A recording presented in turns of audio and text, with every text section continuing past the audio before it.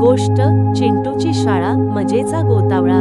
एका लहानशा गावात चिंटू नावाचा हुशार आणि खेळकर मुलगा राहत होता। त्याला शाळेत जायला फार आवडायचं, पण त्याचे काही मित्र इंग्रजी माध्यमाच्या शाळेत होते, मात्र ते रोज शाळेत जात नसत। एक दिवस त्याच्या शेजारच्या बाब्या म्हणाला, चिंटू, तू रोज एवढ्या उत्साहात का जातोस शाळेत? चिंटू हसून म्हणाला, अरे बाबा रे, माझी जिल्हा परिषद शाळा म्हणजे स्वर्ग आहे हो।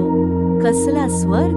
बाब्या चकित झाला। आई बाबा काही खर्च करत नाहीत तरी मला शाळेत सगळं मिळतं। चिंटू म्हणाला। बाब्या अजूनच उत्सुक झाला, काय काय मिळतं? चिंटू बोटावर मोजू लागला। सकाळी शाळेत गेलं की आधी छान संगीतमय परिपाठ होतो, मग आमच्या बाई आम्हाला छान कविता शिकवतात, त्या आमच्यासोबत नाचतात गातात सुद्धा।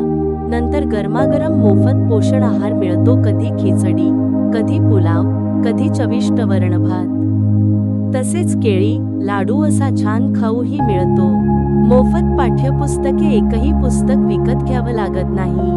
गणवेश सुद्धा मोफत, 2 जोड मिळतात। माझे शूज आणि पायमोजेही मोफत मिळालेत, काळे शायनिंग बूट। बाब्या डोळे विस्फारून ऐकत होता।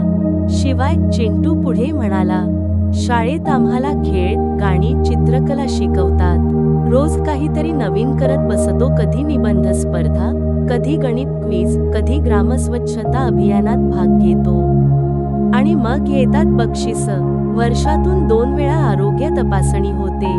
वाचायला गोष्टीची खूप पुस्तके असतात, प्रयोगशाळेत प्रयोग करून दाखवतात।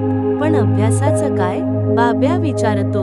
अभ्यासही मजेत, चिंटू उत्तर देतो। आनंददायी शिक्षण असतं आमचं, टीचर खेळ खेळून शिकवतात, काही शब्द गाण्यांतून शिकवतात, आणि आम्हाला शिष्यवृत्ती परीक्षा आणि इतर स्पर्धा परीक्षांची तयारी पण तिथेच करून घेतात। बाब्या म्हणाला, अरे वा, माझ्या शाळेत असं काहीच नाही, मी उद्याच तुमच्या शाळेत नाव टाकणार।